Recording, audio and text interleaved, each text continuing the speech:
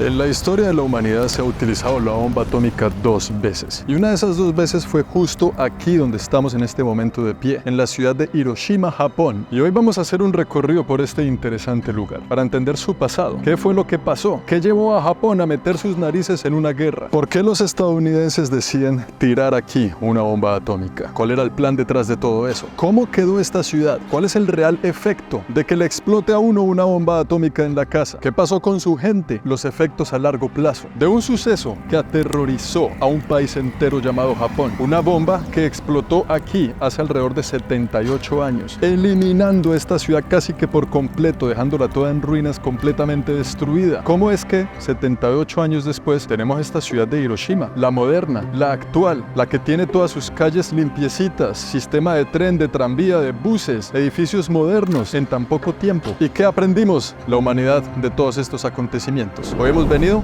hasta Hiroshima, Japón, para descubrir.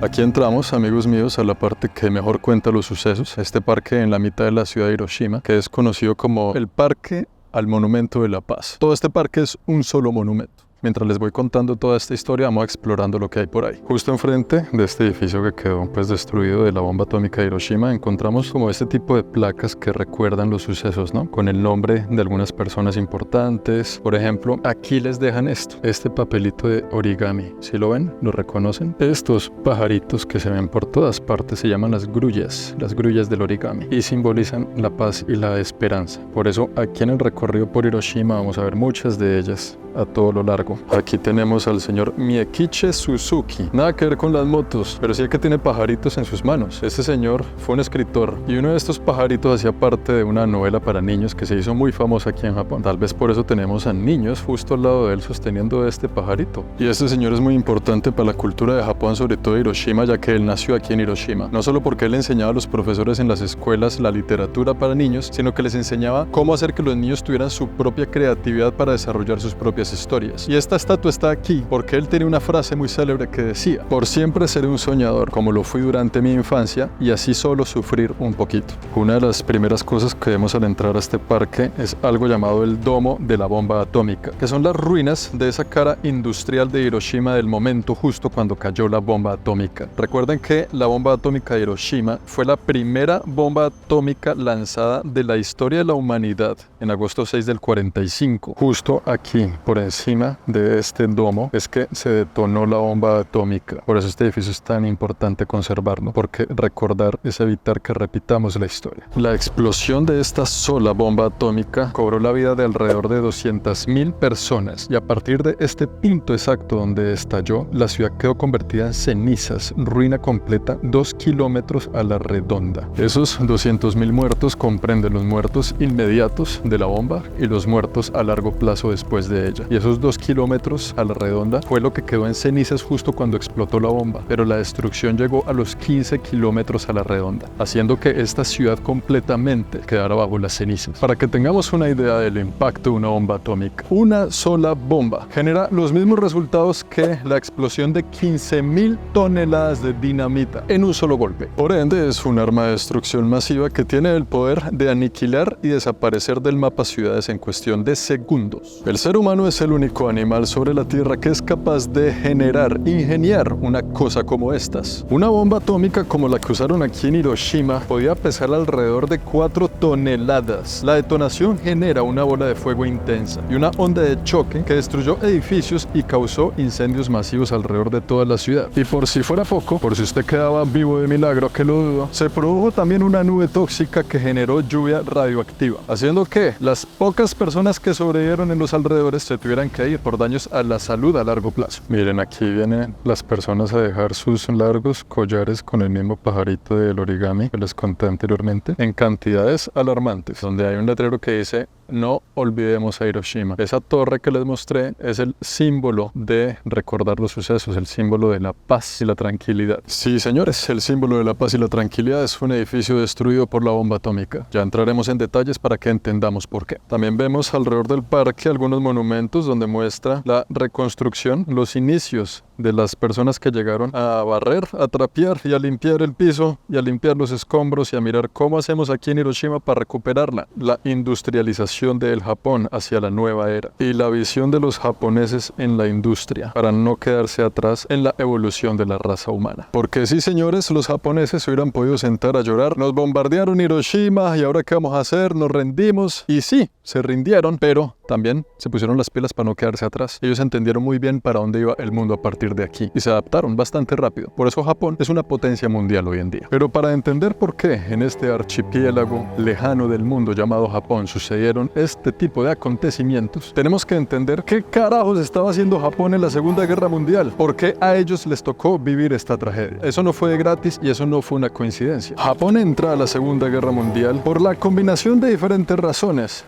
políticas, económicas y estratégicas. Por allá en el año 1930, Japón ya tenía una visión de expansión imperialista. Ellos ya habían conquistado unas regiones del Pacífico asiático. También se metieron por allá a invadir la China en 1937 y con esta visión, el tema de la guerra y de la invasión para poder expandir su territorio le llamó mucho la atención. Pero ¿por qué el afán de expandirse? Los recursos naturales. Japón era una sociedad que estaba en crecimiento, en expansión constante y necesitaban recursos de alimento, de petróleo, y era más rápido ir a buscarlos por fuera que producir todo eso aquí adentro, especialmente en el sudeste asiático donde hay riqueza de recursos. Y además Japón tenía enfrentamientos con Occidente. Él veía a los Estados Unidos y al Reino Unido como una amenaza para poder conquistar y seguir expandiéndose. Y como en el Pacífico, el interés de Japón, había una isla llamada Hawái que pertenece a los Estados Unidos y allá estaba Pearl Harbor. Los japoneses deciden atacar esa base militar de los gringos para debilitarlos en el Pacífico y continuar expandiéndose y ganando poder en el Pacífico mismo, y así poder seguir expandiéndose y ganando poder en esa región. Lo que no esperaban los japoneses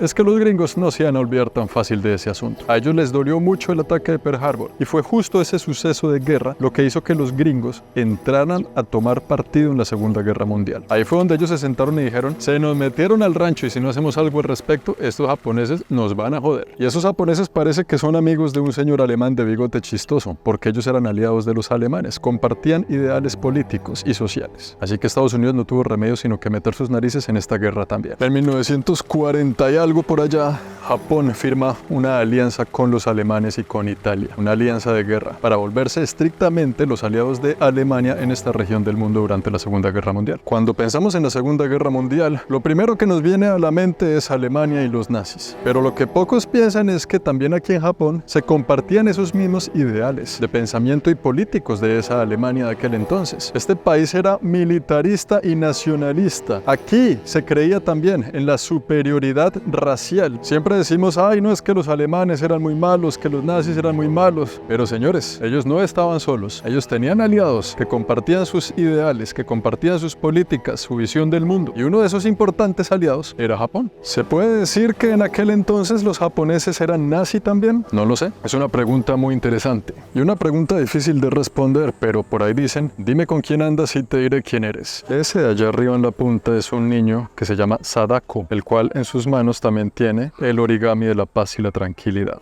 el símbolo de la paz en Japón. Este monumento del niño donde tocan la campana aquí abajo es un monumento de la historia de un solo niño, pero que representa a todos los niños que fueron víctimas de la bomba atómica. Este niño no fue expuesto tanto a la bomba sino a la radiación después. Cuando la bomba explotó, él tenía 2 años de edad. Cuando llegó a los 10 años, por haber estado expuesto a esa radiación, desarrolló una leucemia que lo mató. Y este monumento es para recordar a todos los niños que fueron víctimas de ese suceso, ¿no? Un monumento que fue construido aquí gracias a donaciones de más de 3.000 escuelas a todo lo largo del país. Dicen que si uno toca la campana es prestar como un momento de respeto a los niños víctimas de la bomba atómica. Pasan los años, se desarrolla la Segunda Guerra Mundial, como ustedes ya saben, pero por orden del gobierno de los Estados Unidos decidieron lanzar la primera bomba atómica de la humanidad aquí en Hiroshima. El plan era acabar de una vez por todas con la guerra. Y tenían a 3 ciudades de Japón para lanzar 3 bombas atómicas. La ciudad de Kioto, Hiroshima y Nagasaki. La ciudad de Kioto la quitaron del mapa y la quitaron de la lista. Dijeron, mejor allá no pongamos la bomba atómica. Y decidieron solo ponerla aquí en Hiroshima y unos días después en Nagasaki. La linda ciudad de Kioto se salvó, pero por un pelito, y esa historia se las conté completa en el video anterior si quieren ir a verla. Pero ¿por qué Estados Unidos toma semejante decisión? Semejante responsabilidad de con un clic acabar con miles y cientos de miles de vidas. Pues resulta que Japón era de los últimos países aquí en el Pacífico en rendirse ante la guerra mundial. Esta gente no quería rendirse y seguía dando lora. Parte del plan de los Estados Unidos para ya hacer que Japón se rindiera era invadirlo por vía terrestre. Llegar aquí, rodear el país con naves y entrar en territorio japonés. Eso iba a costar mucho más billete, a tomar mucho más tiempo y a causar muchas más muertes. Ese fue el cálculo que hicieron los americanos. Y una de las grandes razones, o para muchos de las grandes excusas, fue que si lanzamos la bomba atómica van a morir menos personas y de un solo golpe a que si nos vamos a invadir Japón para que se rindan. Pero por otra parte, eso también era demostrarle al mundo entero ¿quiénes eran los Estados Unidos? ¿De qué se trata el imperio norteamericano? La bomba atómica era una nueva y devastadora arma que solo los Estados Unidos poseían en ese momento. Así, destruyendo estas 2 ciudades en cuestión de segundos, los Estados Unidos iban a demostrar superioridad militar hacia el resto del planeta. Y eso lo hacían con el fin de que en el futuro no vinieran otras naciones a fregar la vida, a buscar problemas. Que ya todo el mundo dijera, Estados Unidos, me rindo ante tus pies, tú mandas, no nos mates más. Hoy en día, hay muchos países que tienen cientos de bombas atómicas y nucleares en todas partes. Todo este parque gira alrededor de la paz. Aquí tenemos este otro monumento, ¿no? Una madre con su hijo, que es el símbolo, pues, de la maternidad. Y se llama la estatua de rezar por la paz. Y es que después de semejante impacto, los japoneses aprendieron una lección muy valiosa que les sirve a muchas naciones para aprender de los errores de otros, pero ya les cuento bien de qué se trata. Y pues todo eso, posteriormente, la idea era llevar a Japón a que se rindiera, porque ya tiraron la bomba atómica en Hiroshima, después en Nagasaki, y ahí fue que los líderes de Japón dijeron, esto como que ya se nos está saliendo de las manos. Como que esto del imperialismo y conquistar nuevas tierras ya no me está gustando ya mucho. Esa gente allá al otro lado del Pacífico, como que esos gringos son bravos. Yo mejor me rindo, comencemos de ceros y hagamos un nuevo país. No seamos enemigos, seamos amigos, Estados Unidos. Comenzando así, una de las relaciones más tóxicas de la humanidad entre 2 países, que hoy en día son aliados comerciales, industriales y en todos los sentidos, pero que tienen un pasado de una enemistad un tanto oscuro. Allá está el museo. Yo no soy un tipo de museo, la verdad, pero vale la pena entrar para entender todo el contexto de lo que estamos hablando en este video. Y pues claro, se detonó la bomba, explotó esta vaina, las consecuencias fueron devastadoras. Entre 150.000 a 200.000 personas perdieron la vida aquí solo en Hiroshima. Pero a pesar de que fue un evento devastador completamente, muchas más personas murieron en la invasión que hicieron en la ciudad de Tokio. Que esa historia también se las conté creo que en el primer video de esta saga japonesa. Pero ese acontecimiento no es tan popular y no es tan famoso y no es tan reconocido por los libros de historia. Este sí, porque es que esto fue solo una bomba lanzada desde arriba y ya está. En Tokio fueron más muertos, pero también fueron más bombas. Y lo que hace que un solo artefacto pueda destruir una ciudad entera es lo que aterroriza a la humanidad. La cosa es que la gran mayoría de esos muertos pues eran civiles, ¿no? Hombres, mujeres y niños, familias inocentes, como en todas las guerras, como en la guerra actual con Ucrania, como en el conflicto armado de Colombia, la era de los 80s y los 90s. Las decisiones las toman solo algunos pocos sentados en su cómoda silla y el resto, los muertos, los pone el pueblo. Las personas que lograron sobrevivir en los alrededores de la ciudad pues quedaron sin vivienda, ¿no? Eso es una ola de calor que destruye todos los edificios y casitas que hay alrededor. Todo eso que ven allá, todo eso es nuevo. Esta ciudad es nueva completamente. La construyeron, limpiaron aquí, pasaron la aspiradora, limpiaron los escombros y comenzaron a construirla de ceros. Y les quedó muy bonita. Pero no solo la pérdida de la vivienda, sino también lo que queda después. Las lesiones y las enfermedades. Muchas personas sufrieron grandes quemaduras, heridas y lesiones traumáticas como resultado de la explosión. Además, la radiación que libera una bomba atómica causa enfermedades crónicas. Además también están los llamados Ibakusha, que son los sobrevivientes que no tuvieron daños físicos, pero sí mentales. Las lesiones psicológicas de sobrevivir a esta guerra, de perder a su familia entera, de perderlo todo, de tener que huir. ¿Usted se imagina vivir ese momento de terror, de ser testigo en carne propia de lo que está ocurriendo? Además, imagínese usted ser un Ibakusha, un sobreviviente de la bomba atómica, y se va para otras partes de Japón a comenzar su vida de ceros. Esa gente también sufrió mucho de de discriminación, porque el resto del país no sabía los efectos de radiación. Creían que estas personas venían enfermas. ¿Cómo vamos a incorporarlas en la sociedad? Me va a enfermar a mi familia. Los rechazaban, los expulsaban de los pueblos y de todas partes. Habían perdido todo aquí y no podían instalarse en otro lado porque la gente les tenía miedo. Las personas que nacen de esta nueva generación serán las primeras que tal vez no tendrán un abuelo que les cuente el cuento bien de que yo viví la época y yo me acuerdo cuando tuvimos que irnos y volver y ta.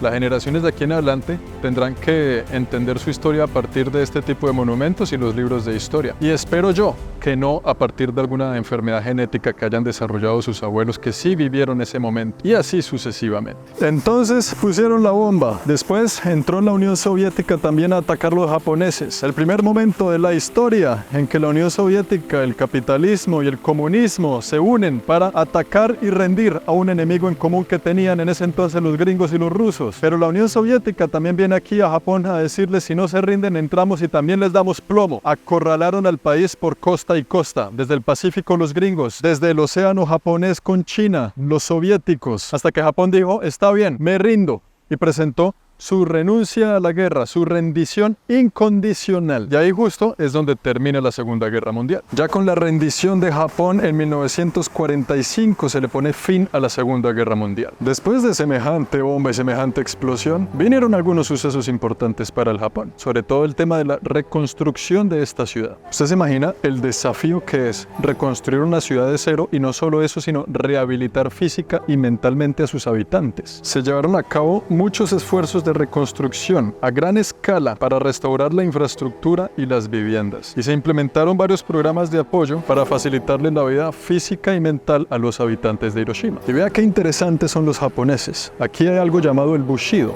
que es el código de ética del samurái. Eso existe desde el periodo Edo, muchos años atrás. Y en ese código, el Bushido, hay un punto que habla sobre la lealtad, específicamente la lealtad por el trabajo. Y esta gente se toma el trabajo muy en serio. Y con esa misma visión, reconstruyeron esta ciudad de ceros a ser una de las más modernas del país. Una ciudad 100% primermundista, con sus buenas líneas de metro, con su buena infraestructura. Una ciudad moderna, una ciudad elegante, una ciudad con diseño, la cual le da una gran lección, sobre todo a las ciudades allá en América Latina, países hermanos de América Latina. Vea que sí se puede. Las cosas se pueden hacer cuando no hay tanta corrupción. Sí se pueden hacer. Después de una bomba atómica y esta gente construye esto, y en Bogotá ni siquiera el berraco metro lo podemos hacer. Me desvío un poquito del tema, les pido disculpas, continuemos. También hubo mucho desarrollo científico, ¿no? Sobre todo en temas de radiación. Cogían a estos pobres sobrevivientes y los sometían a una serie de experimentos para entender el cuerpo humano y su reacción ante la radiación de la bomba atómica. De ahí se hicieron algunos avances de la ciencia, de la tecnología, como casi todos los avances de la ciencia, ¿no? Que suceden por medio de la tortura y de la guerra, como por ejemplo lo vimos allá también en Auschwitz. Y otro de los efectos de la bomba atómica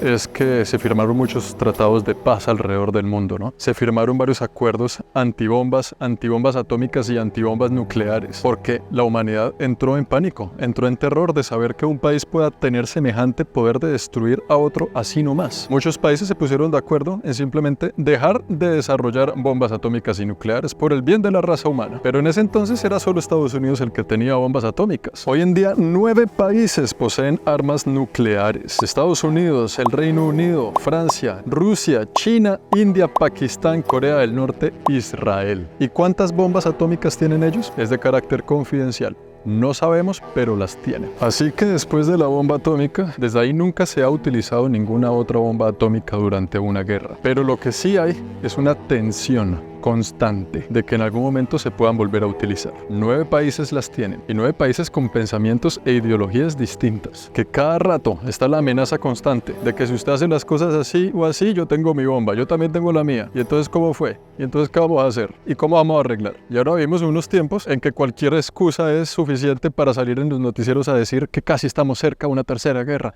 de una cuarta bomba, de una quinta bomba. Dios mío, el miedo de la bomba atómica no se ha ido y seguirá latente por todos los tiempos, hasta que tal vez las vuelvan a usar. Y cuando las vuelvan a usar, seguramente será la última vez, porque hoy en día en el planeta tenemos tantas bombas atómicas y nucleares que tenemos el poder de que si las activamos todas al mismo tiempo, el daño sería irreparable. Así que ahí lo tienen, amigos míos, esta historia que quería traerles para poner fin a nuestra saga de Japón. Espero que se hayan divertido, que hayan aprendido mucho sobre este interesante, lindo, hermoso país, que si tienen algún día la oportunidad de visitarlo, lo hagan, vale mucho mucho la pena. Es increíble, es súper tranquilo, son súper amables. Los japoneses es un país súper seguro. Péguese la rodadita. Espero que les haya gustado esta saga, espero que les haya gustado este video y déjenme saber, ¿usted cree que la raza humana sí aprendió la lección o cree que no hemos aprendido nada absolutamente? ¿Creen que las razones de los Estados Unidos para poner una bomba atómica aquí eran suficientes? ¿O creen que eran simplemente excusas para demostrar poder y volverse una nación potencia mundial? Déjenme saber todo lo que opinan aquí en los comentarios. Y nos vemos en los próximos videos, desde quién sabe dónde, haciendo quién sabe qué.